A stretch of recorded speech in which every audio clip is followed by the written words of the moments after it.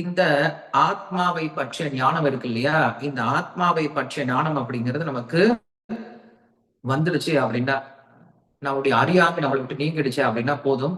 நமக்கு உண்மையில எந்த விதமான கஷ்டமும் கிடையாதுன்னு சொல்றேன். நம்முடைய எல்லா பிரச்சனைக்கும் ஒரே ஒரு தீர்வு தான் இருக்கு. என்ன தீர்வு அப்படின்னா, நாம் இந்த உடல் அல்ல, ஆத்மா அப்படிங்கிற விஷயத்த உணர ஆரம்பிக்கணும். புரிஞ்சுக்கிட்டா பத்தாது, உணர ஆரம்பிக்கணும். எப்ப அவன் உணர்ந்துட்டானோ அவனுக்கு இந்த உடலோட சம்பந்தப்பட்ட எந்த கஷ்டமும் அவனை தொடவே தொடாது. நம்முடைய எல்லா அறியாமை விலகி போயிடும். அப்ப என்ன பண்றான் அப்படின்னா, பிரகாசமா இந்த உலகத்தை பார்க்க ஆரம்பிக்கிறான். ஒரு சிங்கமானது என்ன பண்ணுது அப்படின்னா, ஒரு முயலை துரத்திட்டு வருது. அந்த முயல் என்ன பண்ணுதுன்னா ரொம்ப வேக வேகமா ஓடுது. ஓடி போயிட்டு என்ன பண்ணுதுன்னா, அதனால ஓட முடியுது. கண்ணை முடிக்குச்சு. கண்ணை மூடிட்டு இப்ப இருட்டானதுனால சிங்கம் இல்லைன்னு நினைச்சிட்டு இருக்கு. ஆனா உண்மை கிடையாது. சோ நாம என்ன பண்றோம் அப்படின்னா, வாழ்க்கையில நாம் நம்முடைய அறியாமையில வாழ்ந்துட்டு இதுதான் சந்தோஷம் அப்படின்னு நினைச்சிட்டு இருக்கோம். பட் உண்மையான சந்தோஷம் என்ன அப்படின்னா, நாம் ஆத்மா என்பதை உணர்வது, நாம் இந்த உடல் அல்ல அப்படின்றது உணர்வதுதான். இந்த ஒரு புரிதல் அவங்களுக்கு வந்துருச்சு அப்படின்னா, அதுக்கு பிறகு தன்னை உணர்தல், தன்னை அறிதல், எல்லாம் ஆன்மீகம் அப்படின்னு சொல்றோம். இதுதான் இதுக்கு இது இது எப்படி சாத்தியமாகும் அப்படின்னா, குருவனுடைய கருணையால மட்டும்தான் சாத்தியமாகும். நமக்கு ஞானம் இருக்கலாம், நாம் இந்த உடல் அல்ல அப்படி ஆத்மா அப்படின்ற ஞானம் இருக்கலாம். ஆனா அது அந்த ஞானம் சிந்திக்கணும் அப்படின்னா கண்டிப்பா ஒருத்தருக்கு குருவுடைய கருணை இல்லாம அவருக்கு அதை சிந்திக்கவே சிந்திக்காது. இப்படி அவர் சொல்றாரு, நாம் இந்த ஆத்மாவை கொஞ்சம் கொஞ்சமா உணர முடியும். எப்படி? ஞானத்தினால உணர முடியும். ஞானம் தான் ரொம்ப முக்கியம் சொல்றேன். ஞானான் மோக்ஷா அப்படிதான் சாஸ்திரம் சொல்லுது.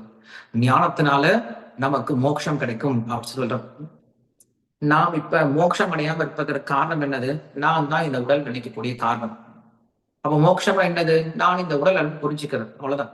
சோ அப்ப அந்த ஞானம் வரணும் இல்லையா? அந்த ஞானம் தான் ரொம்ப முக்கியம். ஞானம் வந்துடுச்சு அப்படின்னா என்ன ஞானம் வந்துடுச்சு? நான் இந்த உடல் அல்ல அப்படின்ற ஞானம் வந்துடுச்சு அப்படின்னா அவர் இயற்கையாக என்னன்றாரு, மோட்சத்துக்கு போயிட்டார். இப்ப இன்னொரு உதாரணம் உங்களுக்கு சொன்னேன்னா, சினிமா பாக்குற மாதிரி வச்சுக்கோங்களேன். நம்ம என்ன பண்றோம்? சினிமா தேட்டருக்கு போறோம். சினிமா தேட்டருக்கு போயிட்டு அங்க நம்ம சினிமாவை என்ஜாய் பண்ணோம் அப்படின்னா ஃபர்ஸ்ட் விஷயம் என்ன தெரியுமா பண்ணும்? Lights off. எல்லாம் லைட் ஆஃப் ஆயிடணும், இருட்டா மாறி போயிடும். ஸோ இருட்டை நம்ம என்ன பண்றோம்? அந்த சினிமா பார்க்க ஆரம்பிக்கணும். பார்த்தா மட்டும் தான் நம்மளுக்கு என்ன ஆகும்? அதுல ஒரு அப்சார்ப்ஷன் வரும். அப்புறம் வீட்டெல்லாம் பாத்தீங்கன்னா நம்ம அம்மா எல்லாம் வந்து இந்த சீரியல் எல்லாம் பார்ப்பாங்க, நாடகம் எல்லாம் பார்ப்பாங்க. அந்த காலத்துல எங்க அம்மா பார்த்துட்டு மெட்டி வலி, விழுதுகள் என்ன பார்த்துட்டு இருப்பாங்க. சோ பார்த்துட்டு பயங்கரமா அழுதுட்டு இருப்பாங்க. அதை பார்த்து அழுதுட்டு இருப்பாங்க. நாங்க போய் மறைச்சு நிற்போம். மறைச்சு நகர்றான் நகர்றான் அழுகுறா நகர்றான்னு சொல்லுவாங்க.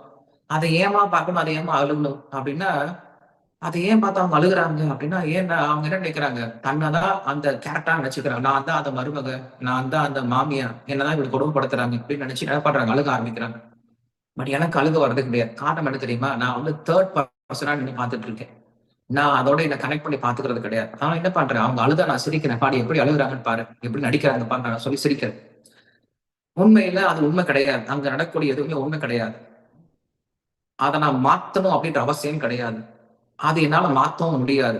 நான் என்ன பண்ண முடியும்? அதை பார்த்து அதனால பாதிப்படையாம இருந்தா மட்டும் போதும். அதே போலதான் இந்த உலகத்துல எல்லாமே கர்ம வினைகளால நடந்துட்டு இருக்கு. நான் எதையும் மாற்ற முடியாது, எதையும் மாற்ற வேண்டிய அவசியம் கிடையாது. ஏன்னா இது நடக்கிறது எதுவுமே என்னை பாதிக்க போறதும் கிடையாது. இது எல்லாமே நடந்துட்டு இருக்கு. நான் என்ன பண்ணா போதும் தெரியுமா? இதனால பாதிப்படையாம வெறும் நான் வந்து அப்சர்வரா இருந்தா மட்டும் போதும். நம்ம என்ன ஆகக்கூடாது? இன்வால்வ் ஆகக்கூடாது. நம்ம என்ன பண்றோம்? இந்த உடம்போட இன்வால்வ் ஆயிடணும், இந்த உடம்போட ஒன்றாயிடணும், அப்படி இருக்கக்கூடாது. ஆத்மா என்ன பண்ணும்? இந்த உடம்ப தூரமா இருந்து பார்த்துட்டு இருக்கணும். உடம்பு என்னெல்லாம் பண்ணுது அப்படின்னு சொல்லி பார்த்துட்டு இருக்கணும். ஒரு கார் ஓட்டிட்டு போற மாதிரிதான். காரை ஓட்டிட்டு போறோம் அப்படின்னா கார் என்ன பண்ணும்? கார் அதோடைய வேலையை பண்ணிட்டு இருக்கு, நான் என்னுடைய வேலையை பார்க்கணும்.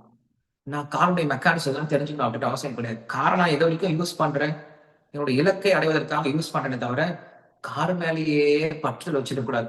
நிறைய பேர் அப்படி இருக்காங்க.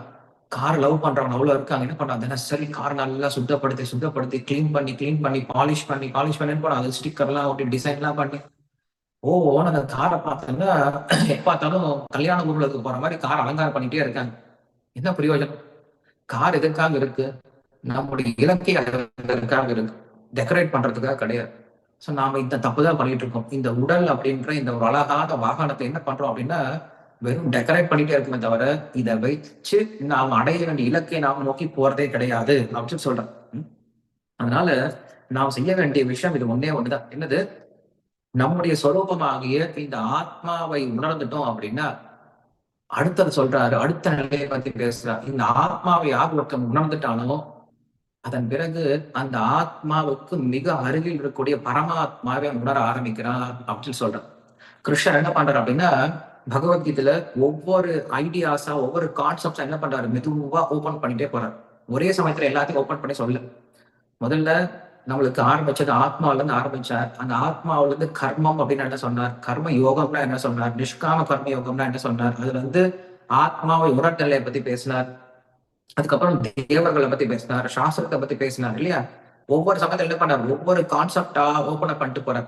முக்குணங்களை பத்தி பேசினார், காமத்தை பத்தி பேசினார், பரம்பரையை பத்தி பேசினார். எல்லாத்தையும் என்ன பண்ணார், புது புது கான்செப்ட்ஸ் எல்லாம் ஓபன் பண்ணிட்டே போறார். வர்ணாசிரம தர்மத்தை பத்தி பேசினார். இப்ப கிருஷ்ணர் பேசுறார், இந்த முதல் முறையா பரமாத்மாவை பத்தி பேசுறார். ஆத்மாவை உணர்ந்துட்டான் அப்படின்னா என்ன பண்றான், தன்னையும் பார்த்துக்கிறான், பரமாத்மாவையும் பார்க்க ஆரம்பிக்கிறான் அப்படின்னு சொல்றான்.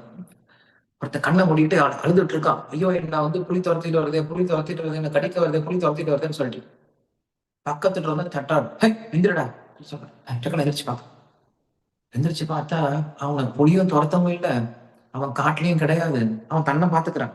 சே என்ன ஒரு கெட்ட கனவுடா, புலி துரத்திட்டு இருக்குன்னு சொல்லிட்டு. நான் அது புலி காட்டுல போறேன், நான் ஒரு ஃபுட்பால் பிளேயர், நான் போய் ஏன்டா இப்படி எழுதிட்டு இருக்கேன்.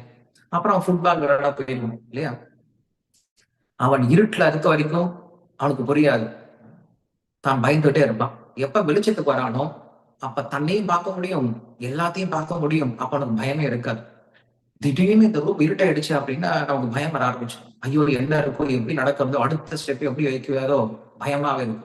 எப்ப நல்லா வெளிச்சமா இருக்கோ அப்ப அவனுக்கு பயமே இல்லை, நல்லா கை வீசி நடப்பான். அது போல இந்த உலகத்தில் நாம் அறியாமல் இருக்க வரைக்கும் பயந்துகிட்டே வாழ்வோம். இந்த உலகத்தில் நம்மளுடைய மிகப்பெரிய நோய் பயம் அப்படிங்கிறது. என்ன ஆகுமோ என்ன ஆகுமோ என்ன ஆகுமோன்ற பயம், குழப்பம், நடுக்கம், இதெல்லாம் எதனால தெரியுமா, அறியாமைதான் காரணம்.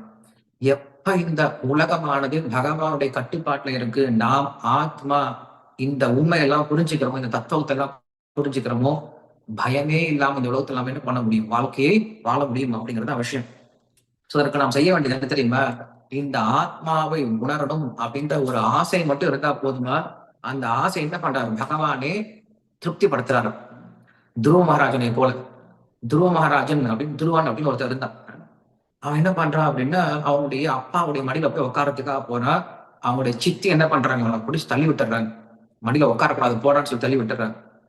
அவங்க அம்மா கிட்ட போய் கேட்கிறான், நான் ஏமா என்னுடைய அப்பா மடியில உட்கார முடியாது, எனக்கு தெரியலப்பா, நான் உனக்கு உதவி பண்ண முடியாது. உனக்கு உதவி பண்ணக்கூடிய நபர் ஒரே ஒருத்தர் தான், இந்த உலகத்துல எல்லாருக்கும் உதவி பண்ணக்கூடிய நபர் ஒரே ஒருத்தர் தான், அந்த பகவான், நீ அவன்கிட்ட போய் கேளு அப்படின்னு சொல்றான்.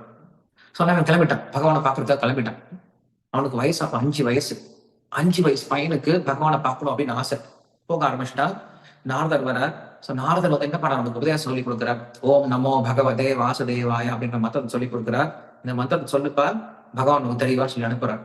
இவன் அப்ப என்ன பண்றான், அந்த தபசியம் பண்ண ஆரம்பிக்கிறான். எப்படி தபசியம் பண்ணான்னா, ரொம்ப கடுமையான தபசியம் பண்றான். வெறும் காய்கள் வெறும் பழங்களை மட்டும் சாப்பிட்டு ஃபர்ஸ்ட் தபசியம் பண்ணா. அதுக்கப்புறம் என்ன பண்ணா, அந்த பழத்தை நிறுத்திட்டு வெறும் கிழங்கு மட்டும் சாப்பிட்டு இருந்தா. அதையும் நிறுத்திட்டு வெறும் இலையை மட்டும் சாப்பிட்டு இருந்தா. அதையும் நிறுத்திட்டா. வெறும் தண்ணியை மட்டும் குடிச்சிட்டு இருந்தா. அதையும் நிறுத்திட்டா. வெறும் காற்றை மட்டும் சுவாச்சிட்டு இருந்தா. 6வது மாசம் எல்லாத்தையும் நிறுத்திட்டான். எல்லாத்தையும் நிறுத்தி என்ன பண்றான், உட்காந்து தியானம் பண்ண ஆரம்பிக்கிறான். இவன் பண்ணக்கூடிய தியானத்தை பார்த்துட்டு தேவர்கள்லாம் பயந்து போயிடுறாங்க. ஏன்னா உலகமே உஷ்ணமாக ஆரம்பிச்சதுடைய தபசத்தினால எல்லாம் பகவான் கிட்ட போய் கேட்கிறாங்க, ஒரு சின்ன பையன் என்ன பண்றான் அப்படின்னா, ரொம்ப கஷ்டப்படுத்திட்டு இருக்காங்கல்ல, நீங்க உதவி பண்ணுங்க சொல்லி கேட்கறாங்க.